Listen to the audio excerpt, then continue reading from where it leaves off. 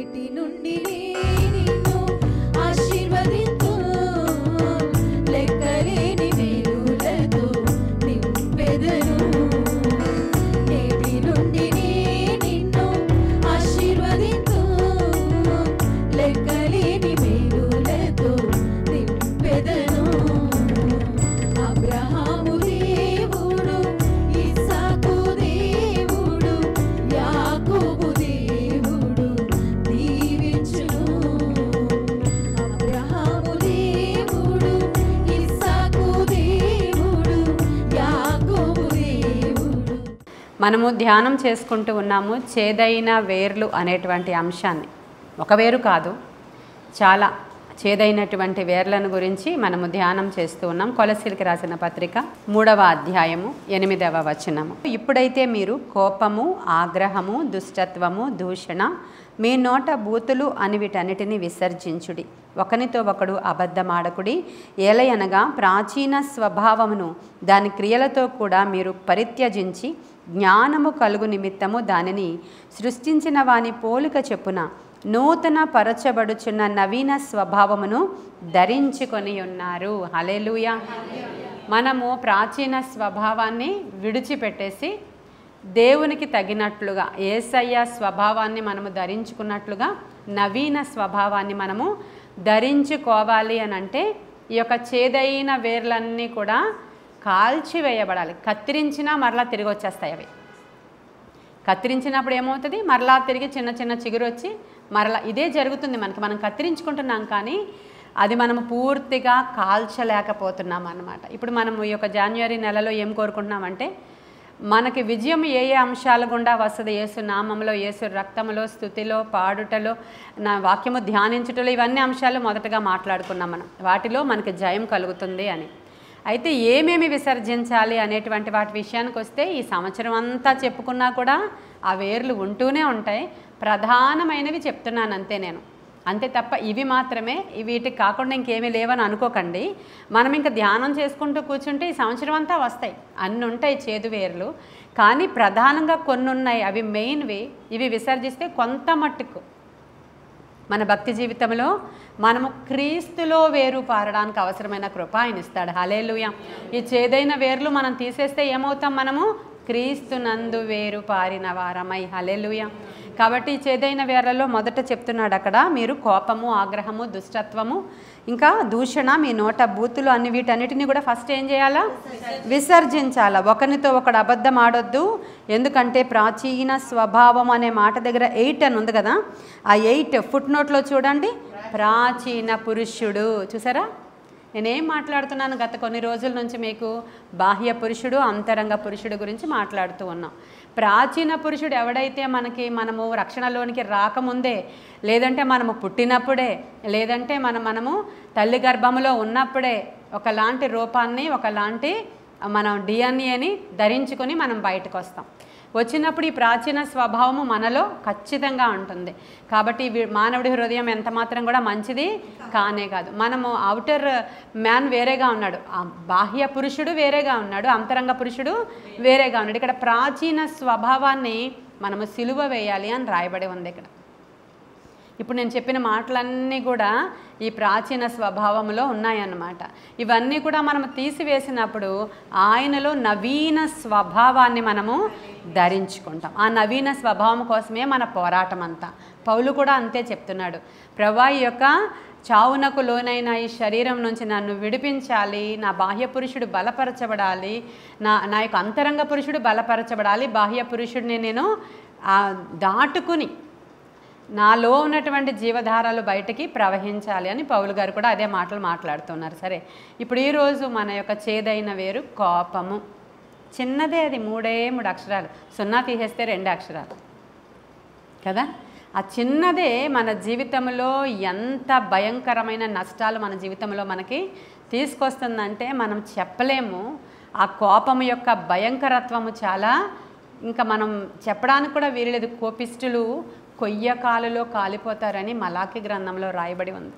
గర్విష్ఠులు, కోపిష్ఠులు వీళ్ళందరట అగ్నిగుండంలో కొయ్యకాలులో కాలిపోతారంట. మరి మనకి ఎన్ని మంచి లక్షణాలు ఉన్నా సరే ఆ కోపము అనేది మన జీవితంలో, అంటే మీరు కోపపడుడి కానీ పాపం చేయొద్దు. అంటే పాపము చేసేంతగా కోపం ఉంటుంది కొంతమందికి.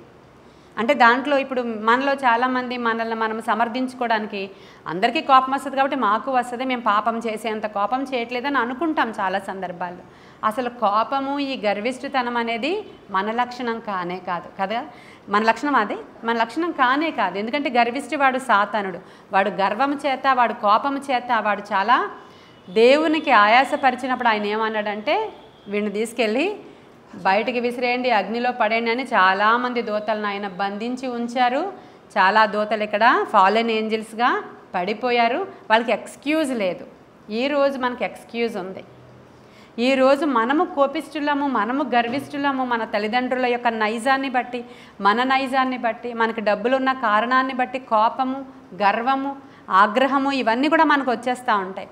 ఈ లక్షణాలను మనం జయించినప్పుడు, ఆ ప్రాచీన స్వభావాన్ని మనం విడిచిపెట్టినప్పుడే ఆ వేరు మనలో నుంచి, రూట్స్లో నుంచి బయటికి పెరికి వేయబడినప్పుడే మన జీవితంలో ఆశీర్వాదం వస్తుంది. అసలు కోపం ఎందుకు వస్తుంది? మనకి ఎవరైనా కోపం పుట్టిస్తే కోపం వస్తుంది, అంతే కదా. మన చుట్టూ మనుషులు ఉన్నారు, మనం అడవిలో లేము, మనం ఎక్కడో ఎడారిలో లేము, మనకేం కోపం తెప్పించే మనుషులు చుట్టూరు లేరన్నానికి. ఈ మనుషుల వల్లే, ఇతని వల్లే నాకు కోపం వచ్చేస్తుంది, ఈమె వల్లే నాకు కోపం వచ్చేస్తుంది అని మనం వంక చెప్తూ ఉంటాం. మరి మనం ఏమైనా ఎడారిలో ఉన్నామా? కాదు కదా. మనుషుల మధ్యలోనే మనుషులు సోషల్ యానిమల్ అంటారు కాబట్టి మనం మధ్యలోనే ఉంటాం, మనుషుల మధ్యలోనే ఉంటాం. కాబట్టి కోపము ఎలాంటి భయంకరమైనటువంటి క్రియలు చేసిందో బైబిల్లో మన అందరికీ తెలిసిందే. ఆదికాండంలో ఉంటుంది. ఫస్టే కయ్యను, హేబేలు కదా. ఈ హేబేలు తమ్ముడు, కయ్యను అన్నయ్య. ఇప్పుడు వీళ్ళిద్దరూ కూడా దేవునికి అర్పణలు అర్పించారు. ఈ హేబేలు గొర్రెల కాపరి, కయ్యను రైతు. వాళ్ళిద్దరూ కూడా దేవునికి ఇద్దరు అర్పణలు పట్టుకొచ్చారు. ఈ యొక్క హేబేలు అర్పణ దేవుడు అంగీకరించారు, కయ్యను అర్పణ దేవుడు తిరస్కరించారు. మన అందరికీ తెలిసిందే, అర్పణ అనేది మనం హృదయాంతరంగాల నుంచి దేవునికి ఇష్టపడి ఇవ్వాలి తప్ప కష్టపడి ఎంత మాత్రం ఎప్పుడు కూడా ఇవ్వకూడదు. దేవుడికి ఇవ్వాలి కాబట్టి దశమభాగం చాలా కష్టం. చాలామందికి ఇవ్వడం, తీయడం, ఎస్టిమేషన్స్ వేస్తూ ఉంటారు సేవకుల్ని. వీళ్ళకి ఇవ్వచ్చా, వీళ్ళకి ఇవ్వకూడదా? అసలు మనము అలాంటివి బేరీజు వేసుకోకూడదు. మనము దేవునికి ఇవ్వాలి అంటే ఇవ్వాలి, దేవుని సన్నిధిలోనికి తీసుకొచ్చి హృదయపూర్తిగా. అది సేవకులు దేనికోసం వినియోగిస్తారో అది వాళ్ళ ఇష్టం, అది వాళ్ళ జీతం. అదే ఇప్పుడు మీకు జీతం ఇచ్చింది గవర్నమెంట్, ఆ జీతం మీరు దేనికి ఖర్చు పెడుతున్నారో మోదీ గారికి ఏమైనా లెక్కలు చెప్తున్నారా? మీరు ఏం చెప్పట్లేదు, మీ ఇష్టం అది. మీరు అది ఖర్చు పెట్టుకుని అప్పుల పాలే అయిపోతారో, దాచుకుని మీరు ధనవంతులే అవుతారో, మీ పిల్లల్ని చదివించడానికి ఉపయోగించుకుంటారో, లేకపోతే మీరు మేడ మీద మేడే కట్టుకుంటారో, అది మీ ఇష్టం. అలాగే మీరు కూడా జీతం తీసుకొచ్చి ఇస్తున్నారు అంతవరకునే. అలా కాకుండా లోపల లెక్కలు వేసుకొని, ఇప్పుడు వీళ్ళు ఏం చేస్తారు, దేవునికి అర్పించే అర్పణలను లెక్కలు వేసుకుంటారు చాలామంది. ఇప్పుడు కయ్యని లెక్కలు వేసుకుంటున్నాడు. వేయాలా ఇంకొంచెము, వద్దా, తీయాలా ఇంకొంచెము, ఈ ధాన్యంలో తీసాం కదా, ఈ సోంపులో ఎందుకులే, ఈ జీలకర్రలో ఎందుకులే, ఈ పుదీనాలో ఎందుకులే, ఈ సదాపాలో ఎందుకులే అనుకున్నాడంట. ఆయన హృదయం అలా ఉంది. సరే సార్ అలా చేయకూడదు, ఇచ్చేసేయాలి దేవునికి, ఫస్ట్ కదా అసలే తీసుకెళ్తున్నామని. ఇతడు హృదయాంతరంగము నుంచి వచ్చిన అర్పణ అది కాదు. దేవుడు ఏం లక్ష్య పెడతాడు? హృదయాన్ని లక్ష్య పెట్టేవాడు ఆయన. హల్లెలూయా. నువ్వు ఎంత ఇస్తున్నావు కాదు, నీ హృదయాన్ని ఆయన లక్ష్య పెడతాడు. పాత నిబంధనలో టైతేమో, నూతన నిబంధనలో నీవు ఆశీర్వదింపబడిన కొలది ఇవ్వాలి. అది నూతన నిబంధన. దాంట్లో ఏమీ లెక్కలు లేవు. పలానా చోటే విత్తాలనే లెక్కలు కూడా లేదు. నువ్వు ఎక్కడ భోజనం చేస్తున్నావో అక్కడ చెల్లించడం అది నీ బాధ్యత, అంతే కదా. ఎక్కడ నీ కొరకు సేవకులు ప్రార్థనలు చేస్తున్నారో, నీ కొరకు ఎక్కడ బలమైన కార్యాల కొరకు నీకు దేవుడు వాడుకుంటున్నాడో, ఎక్కడి నుంచి నీకు సారం వస్తుందో అక్కడ నీవు విత్తుకుంటున్నావు. అదంతా నీ విషయం. అది ఇక్కడికి వచ్చేటప్పటికల్లా కయ్యను కొంచెం ఆయన హృదయము మంచిగా లేదని దేవుడు చూశాడు. హేబేల్ అయితే ఇంకేమీ ఆలోచించలేదు. తన మందలో నుంచి మంచి చక్కని చిన్న గొర్రె పిల్లలను తీసుకొచ్చి దేవునికి బలి అర్పణ అర్పించినప్పుడు ఆయన లక్ష్య పెట్టాడు హృదయాన్ని. ఆ హేబేల్ అర్పణ ఇమ్మీడియట్గా దేవుని దగ్గరికి వెళ్ళిపోయింది. కయ్యను అర్పణ వెళ్ళలేని కారణంగా మిక్కిలి కోపం వచ్చిందంట కయ్యనికి. మిక్కిలి కోపం. 4వ అధ్యాయం చూద్దామా? ఆదికాండము 4వ అధ్యాయం చూద్దాం. ఆ మాటలు మనం డైరెక్ట్గా చదివితే బాగుంటాయి. నేను 4వ అధ్యాయం 5, 6 వచనాలు చదువుతున్నాను. కయ్యనును అతని అర్పణను ఆయన లక్ష్య పెట్టలేదు, కాబట్టి కయ్యనుకు మిక్కిలి కోపము వచ్చి అతడు తన ముఖము చిన్నబుచ్చుకొనగా యెహోవా కయ్యనుతో, నీకు కోపమేలా? ముఖము చిన్నబుచ్చుకొని ఉన్నావేమి? నీవు సత్క్రియ చేసిన ఎడల తల ఎత్తుకొనవా అంటున్నాడు ఆయన. మొహం మార్చుకుని కూర్చున్నావేంటి? నీ మొహం ఏంటి అలా ముడుచుకున్నావు? ఏంటి ఆ మొహం ఫీలింగ్స్ ఏంటి? అసలు దేవుడు నీ ఫీలింగ్ని కూడా చూస్తాడు, చూసారండి. మొహం ఎందుకు అలా పెట్టావని అడిగాడు దేవుడు అసలు. అందుకే చాలామందిని నేను తిడుతూ ఉంటాను, ఎందుకలా మాడు మొహంతో కూర్చున్నావు అక్కడ అని. నేను కూడా తిడతా అలాగే. ఎక్కడున్నావు? దేవుని సన్నిధిలో ఉన్నావు. నువ్వు ఇంటి దగ్గర ఎలా ఉన్నా కూడా దేవుని మందిరావరణలో ఎవరి మీద కోపపడుతున్నాం మనం? ఇక్కడ ఈ కయ్యను కోపం పడి మొహం మార్చుకుని కూర్చున్నాడంట. నేను మొహం మార్చుకోవడం అంటనే ఇక్కడ చిన్న పుచ్చుకుని నన్ను రాయబడి ఉంది కదా, అలా పెట్టుకుని కూర్చుని ఉన్నాడంట. అప్పుడు ప్రభు వచ్చి అడుగుతున్నారు, ఎందుకు నీ మొహం అలా ఎందుకు పెట్టుకున్నావు? నువ్వు నిజంగా సత్క్రియ చేస్తే ఈరోజు నువ్వు తల ఎత్తుకోవా? నువ్వు చేసింది సత్క్రియ కానే కాదు అని దేవుడు చెప్పినప్పుడు నువ్వేమైనా నన్ను కావలివాడిగా ఉంచావా మా తమ్ముడికి అని అడుగుతున్నాడు. చూసారా, ఇలాంటి వాళ్ళు దేవునితో కూడా వాదిస్తారు. దేవునితో కూడా వాదించేటువంటి మనుష్యులు ఏగో కయ్యను దగ్గర నుంచే స్టార్ట్ అయింది. అక్కడ ఆయనతో వాదించాడు. అప్పుడు దేవుడు ఆయన ఇచ్చినటువంటి శాపం ఎంత భయంకరం అంటే, ఇప్పుడు ఈ కయ్యను రైతు కాబట్టి ఈయన కోపము ఈయన జీవితంలోనికి ఏం తీసుకొచ్చిందంటే చాలా పెద్ద శాపాన్ని తీసుకొచ్చి, నువ్వు రైతువు కాబట్టి నువ్వు ఎక్కడ చేపెడతావో అక్కడ భూమి సారం ఇవ్వడం మానేసింది. నీవు కోపిష్టి వాడవైతే నీ ఆఫీసులో నీకు హెచ్చింపు ఉండదు. నీవు కోపిష్టి వాడవైతే నీ ఇంట్లో నీకు హెచ్చింపు ఉండదు. నీవు కోపిష్టి వాడవైతే నీ ఇల్లంతా సారము లేని భూమి వలె. ఒకసారి ఆలోచించాలి, ఇది చిన్న విషయము కాదండి. అందరికీ కోపం ఉంటుంది. కోపం లేని నరుడు ఎవ్వరూ ఉండరండి. చాలామందికి చాలా చోట్ల చాలా సంఘటనలు మీరు చూసే ఉంటారు. ఆ అమ్మాయి ఏదో తప్పు పనులు చేస్తుంది, తల్లి చిన్నపిల్ల ఉంది, అది ఏడుస్తుందంట, ఊరకనే ఏడుస్తుంది. ఇంటికి ఎవరో ఆమె ప్రియుడు వచ్చాడంట, అతనితో మాట్లాడుతుందంట. ఈ లోపల చిన్న బిడ్డ ఏడుస్తుంది, ఎందుకంటే వచ్చినవాడు నాన్న కాదు. ఈ అమ్మాయికి తెలీదా అతను ఎవరో అన్నోన్ పర్సన్తో ఈమె ఏదో ముచ్చట్లు పెట్టుకుంది ఇంట్లో. చాలా గట్టిగా ఏడుస్తుందని చెప్పి పప్పుచారు గరిటె ఉంటుంది కదా, ఆ గరిటె ఇలా రౌండ్గా ఉండి ఇలాగ కాడ ఉంటుంది, దాంతో గట్టిగా తల మీద కొట్టింది పాపని. అక్కడికక్కడే చనిపోయింది పాప, 2.5 సంవత్సరాల పాప. ఎందుకంటే దానికి విపరీతమైన కోపం వచ్చింది ఆ తల్లి అనే ఆమెకి. విపరీతమైన కోపం. ఏంటి నేను ఇక్కడ మాట్లాడుతుంటే దీని ఏడుపేంటి అని చెప్పి తనకి చాలా కోపం వచ్చి కోపంలో ఈ గరిటె పట్టుకుని బిడ్డ తల మీద కొట్టి ఆ అమ్మాయిని దాచడానికి పోడ్చడానికి ఎన్ని కష్టాలో పడ్డారు. వాళ్ళిద్దరూ దొరికిపోయారు, పేపర్లో కూడా వేశాడు. అంటే కోపము దేవుని నీతిని నెరవేర్చదని యాకోబు పత్రికలో రాయబడి ఉంది.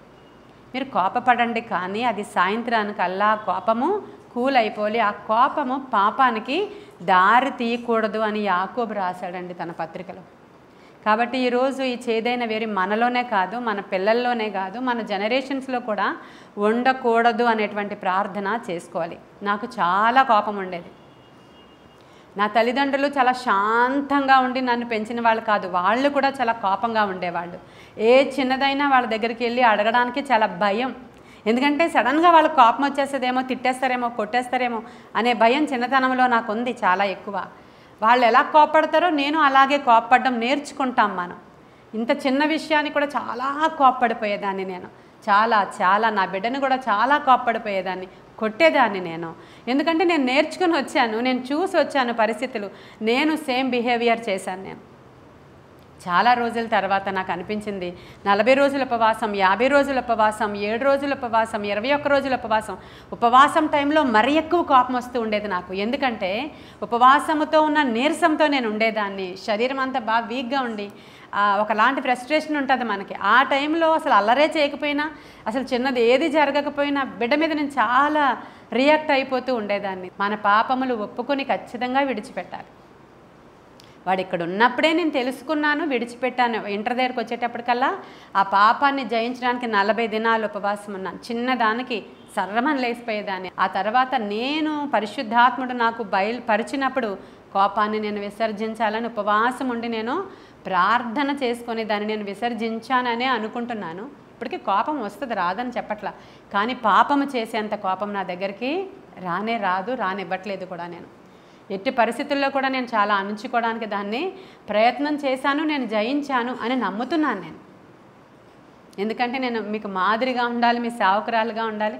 సంఘంలో ఎంతోమంది ఇరిటేట్ చేస్తూ ఉంటారు నన్ను, ఇంట్లో నాకు ఇరిటేషన్స్ ఉన్నాయి, ఎన్నో ఉంటాయి. అయినా సరే నేను కోపపడకుండా ఉండడానికి చాలా ప్రయత్నం చేసి జయించడానికి దేవుడు నాకు సహాయం ఇచ్చాడు ఖచ్చితంగా. కాబట్టి నేను మీకు చెప్తున్నాను, చిన్నవి పెద్దవి పిల్లల మీద, మన పిల్లల్ని చంపేంత కోపం అది కాదు, కానీ మనము సణిగే సణుగుడు, మనం తిట్టే తిట్లు, మనము మన కోపం వచ్చి వేసేటువంటి తన్నులు, ఇవన్నీ కూడా చిన్నపిల్లలు ఉన్నటువంటి తల్లిదండ్రులు సహజంగా చేస్తుంటారు. ఇవి సహజం, అవి వస్తూ ఉంటాయి. కానీ వాళ్ళని మందలించాల్సిన చోట మందలించాలి, మనము వాళ్ళని ప్రేమించాల్సిన చోట ప్రేమించాలి. కోపం గురించి ఇన్ని విషయాలు ఉంటాయి మనకి లోపల. కోపం గురించి దాని యొక్క పర్యవసానం ఖచ్చితంగా మనము అనుభవించాల్సిందే, ఖచ్చితంగా అనుభవించాల్సిందే. ఇప్పుడు ఏమైంది ఇక్కడ కయ్యూని విషయంలో? ఏ భూమినైతే సేద్యపరిచే రైతుగా అతడు ఉన్నాడో ఆ భూమి సారం ఇవ్వడం మానేసింది. ఎందుకని? ఇతడి కోపం వల్ల. ఆ హేబేలు రక్తం భూమిలోనికి వెళ్ళి భూమిలో నుంచి దేవుడికి మర్ర పెట్టిందంట. నువ్వు ఎక్కడికి వెళితే అక్కడ, ఇక్కడ నుంచి ఇంకో ఊరు వెళ్తాడు, ఆ ఊరిలో తవ్వుతాడు. నోవే, ఆ ఊరిలో అప్పటి వరకు సారవంతమైనదే అది, కానీ అది భూమి సారము ఇవ్వదు. మళ్ళీ ఇంకొక ఊరు వెళ్తాడు, ఇంకొక ప్లేస్ వెళ్తాడు, ఇంకొక కొండ ప్రాంతం వెళ్తాడు, దేశ దిమ్మరిగా తిరుగుతాడు. కానీ ఆ భూమి అతనికి ఎందుకనండి? కోపమంట. ఈరోజు ఒకసారి మీరు కూడా ప్రార్థన చేసి అడుగుతారా దేవుణ్ణి, అయ్యా ఆ పాపముతో కూడిన చేదైన వేరు కోపము నాలోనికి. చాలా సందర్భాలలో గర్విష్ఠులు ఎక్కువ కోపంగా ఉంటూ ఉంటారు. గర్విష్ఠులు, గర్వం వచ్చిందంటే ఆటోమేటిక్గా అది మనకి బెస్ట్ ఎగ్జాంపుల్ మళ్ళీ సౌలే.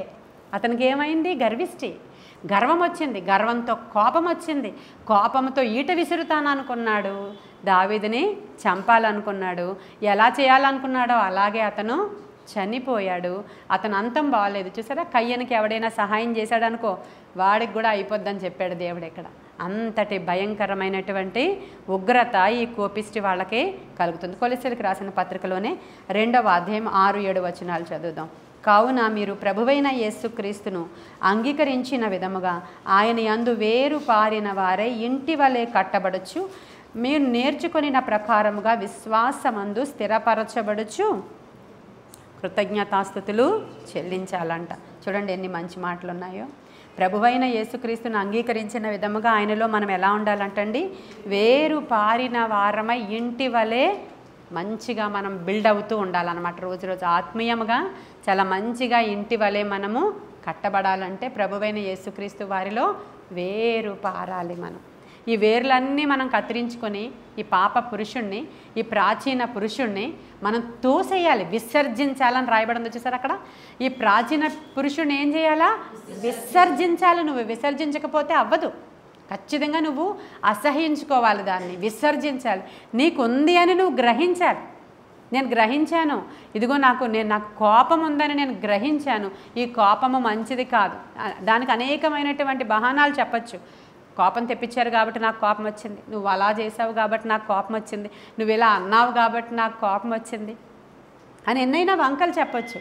కానీ అలా కాదు. ఇది ఎక్కడదో ఈ చేదైన వేరు నాలో ఉంది. మా నాన్నగారు చాలా కోపంగా ఉండేవారు చిన్నప్పుడు. చిన్నదానికి పెద్దదానికి చాలా కోపం, మాట్లాడాలంటేనే కోపం, అసలు ఏం తిడతారో కోపం, అలాంటి కోపం. అటువంటి కోపిష్టిగా ఉండేటువంటి తల్లిదండ్రుల దగ్గర నుంచి మనం వచ్చినప్పుడు వాళ్ళకి తెలియదు, వాళ్ళు చిన్నవాళ్లే అప్పటికి. మేము చిన్నప్పుడు వాళ్ళు చిన్నవాళ్లే. వాళ్ళకి ఎక్స్పీరియన్స్ వచ్చినప్పుడు ఇప్పుడు కోపం రాదు మనం ఏమన్నా, ఎందుకంటే వాళ్ళు వృద్ధాప్యంలోనికి వచ్చేసారు కాబట్టి వాళ్ళు సాధు చేయబడిపోతారు. వాళ్ళకి ఎక్కడి నుంచో డౌన్లోడ్ అయింది అది. మనం గొప్పగా చెప్పుకుంటూ ఉంటాం, మా తాతగారికి చాలా కోపం అండి, మా అమ్మాయికి అలాగ వచ్చేసిందని నవ్వుతాం మనం. అది నవ్వే విషయం ఎంత మాత్రం కూడా కానే కాదు, నవ్వే విషయం కాదది. కాబట్టి ఆ కోపం అనేది రాకూడదు ఎవరికి కూడా. దీర్ఘశాంతము మనము ఖచ్చితంగా ధరించుకోవాలి అని ప్రభువు చెప్తున్నాడు. మనకు దీర్ఘశాంతం కావాలని అడగాలి. స్త్రీలమైన మనము మరీ ఎక్కువగా కోపిస్తూ ఉంటాం. మనం కోప్పడి మనం ఎక్స్ప్రెస్ చేయడానికి బోల్డ్ ఆయుధాలు ఉంటాయి. మగవాళ్ళకి ఆయుధాలు ఉండవు, కానీ మనకి కిచెన్లో ఉన్న ఆయుధాలన్నీ మనకే. చాలా ఆయుధాలు ఉంటాయి మనకి కోప్పడినప్పుడు. కాబట్టి అలాంటి ఏమి మేము చేయకూడదయ్యా. మా యేసయ్యని పోలిన వారమై మేము ఈ యొక్క 2025లో ఈ కోపాన్ని, ఆగ్రహాన్ని, దుష్టత్వాన్ని, మా నోట బూతు మాటలు అనేవాటిని, కోపం వచ్చినప్పుడు చాలామంది పూర్వపు ప్రాచీన నైజము నోట్లోకి వచ్చేసి వాళ్ళు బూతులు తిట్టేస్తుంటారు. దాన్ని ఏమంటారు? ప్రాచీన స్వభావం. ప్రాచీన స్వభావంలో వాళ్ళ చీకటికి సంబంధించిన వ్యక్తులు ఆ ప్రాచీన స్వభావం ఇంకా పోలేదు కనుక ఆ కోపము ఆగ్రహము థర్డ్ పాయింట్కి వచ్చేటప్పటికల్లా వాళ్ళ నోట్లో అవి వచ్చేసినాయి. చాలా క్లియర్గా రాసేసాడు కదా కొలసీలకి రాసిన పత్రికలో. కాబట్టి ఇవన్నీ మేము విసర్జిస్తున్నాం ప్రభువాని మనం చక్కగా ఈరోజు మనం దేవునితో ఒక మాట మనం చెప్పాలి ఆయనకి. మరి ప్రసంగి గ్రంథం 7వ అధ్యాయం 9వ వచనంలో ఏముందంటే, ఆత్రపడి కోపపడవద్దు, బుద్ధిహీనుల అంతరింద్రియముల యందు కోపము. చూడండి, బుద్ధిహీనుల దగ్గరే ఉంటుందంట ఆ కోపం. బుద్ధిహీనుల అంతరింద్రియముల యందు కోపము సుఖ నివాసం చేస్తుందట. కాబట్టి ఈ కోపము సుఖ నివాసం, దాన్ని సుఖంగా ఉంచొద్దు ఈ రోజు నుంచి. అది సుఖ నివాసం చేయడానికి వీల్లేదు. ఇప్పుడు మనకి కోపము విడిచిపెట్టేసాం అనుకుందాం. ఈరోజు ఇంటికి వెళ్ళగానే మనకు కోపం పుట్టించే మాటో, లేదంటే ఒక చర్యో, లేకపోతే మన పిల్లలో, లేకపోతే మన ఇంటి పక్కన వాళ్ళు, మన ఇంటి లోపల వాళ్ళు, లేకపోతే ఏమీ లేవంటే ఒక ఫోనో, ఆ ఫోన్లో ఏదో కోపం తెప్పించే విషయమో ఏదో ఒకటి వస్తుంది మనకి. అప్పుడు అక్కడ జయించాలి, మనం అక్కడ జయించాలి. మరి పరీక్ష రావాలి కదా, అక్కడ మనము జయించాలి. తర్వాత మనం ఇంకా ఆదికాండంలో చూస్తాము, యాకోబు యొక్క కుమారుల్లో షిమ్యోను, లేవి అనేవాళ్ళు ఉంటారు కదా. ఆదికాండం 49వ అధ్యాయంలో మీరు చూడండి ఒకసారి 5, 6, 7 వచనాలు చదువుతున్నాను నేను. షిమ్యోను, లేవి అనువారు సహోదరులు, వారి ఖడ్గములు బలాత్కారపు ఆయుధములు. నా ప్రాణమా, వారి ఆలోచనలో చేరవద్దు. నా ఘనమా, వారి సంఘముతో కలుసుకొనవద్దు. వారు కోపము వచ్చి మనుష్యులను చంపిరి, తమ స్వేచ్ఛ చేత ఎద్దుల గుదికాలి నరములను తెగగొట్టిరి. వారి కోపము వేండ్రమైనది, వారి ఉగ్రతయు కఠినమైనది, అవి శపింపబడును. చూసారా ఈ మాటలు? వాళ్ళు ఏం చేశారు? సుక్కోతు అనేటువంటి ప్రాంతానికి యాకోబు తన యొక్క పరివారం అంతటితో వచ్చి అక్కడ కొంచెం పొలం కొనుక్కొని, అక్కడ కొంచెం ఇల్లులు కట్టుకొని, అక్కడ వ్యాపారం చేయడానికి ఇది అనుకూలమైన స్థలం అని చెప్పి అక్కడ ఉందామని చెప్పి వాళ్ళు ఆ ఊరిలో స్టే చేశారు. అప్పుడు లేయా పెద్ద కుమార్తె అయినటువంటి ఆవిడెవరు? దీనా అనేటువంటి అమ్మాయి, లేయా కుమార్తె తను. ఆ అమ్మాయి ఏం చేసిందంటే, కొత్త ఊరు వచ్చాం కదా, కొత్త ప్లేస్ కదా, ఈ ఊర్లో అమ్మాయిలందరూ ఎలా ఉన్నారో చూద్దామని ఒంటరిగా బయలుదేరి వెళ్ళింది. ఆ అమ్మాయి అక్కడికి వెళ్ళినప్పుడు అక్కడ ఉన్నటువంటి షెకెము అనేటువంటి వాడు ఈమెను చూచి వివాహం కాకుండానే చేయరాని కార్యం ఆమెతో చేసిన కారణంగా ఈ అన్నదమ్ములందరికీ కోపం వచ్చింది. అయ్యో, ఒక వేశ్యతో జరిగించినట్లు నా చెల్లెలతో జరిగిస్తారా వీళ్ళు అని చెప్పి వెళ్ళి వాళ్ళందరినీ సుంటి చేయించుకోమని చెప్పి వాళ్ళ మీద పడి వాళ్ళందరినీ పురుషుడు అనేవాడు లేకుండా అక్కడ వాళ్ళని చంపేశారు. ఈ విషయాన్ని అవసాన దశలో యాకోబు వారిని దీవిస్తూ ఉన్నప్పుడు ఎవరి మెంటాలిటీని బట్టి వాళ్ళకి దీవెనలు వచ్చాయి. చూసారా మీరు? మీ మెంటాలిటీని బట్టి మీకు అది తండ్రి దీవెనే. కానీ నీ మైండ్ సెట్ ఏంటి? వాళ్ళిద్దరితో అసలు ఎవరు కూడా చేరొద్దు సుమా. వాళ్ళు కోపిస్టులు. కోపిష్టి వాడితో నువ్వు స్నేహం చేయొద్దు. కోపిష్టి వాడితో చేరొద్దు అసలు. కోపిష్టి వాడితో ఫ్రెండ్షిప్ చేయొద్దు అసలు. కోపిష్టి వాడితో ఫ్రెండ్షిప్ చేస్తే ఏమో ఏ టైంకి వాడు ఎలా ఉంటాడో ఎవరికి కూడా తెలీదు. ఏం విసురుతాడో తెలీదు, ఏం కొడతాడో తెలీదు, నీ గురించి ఎప్పుడు ఎవరి దగ్గర ఎలా మాట్లాడేస్తాడో తెలీదు, వాడే ఏమైపోతాడో తెలీదు. కాబట్టి నా ప్రాణం అటువంటి వారితో మీరు చేరొద్దు అన్నాడు. ఎంత డేంజర్ అండి, ఒకసారి ఆలోచించండి మీరు.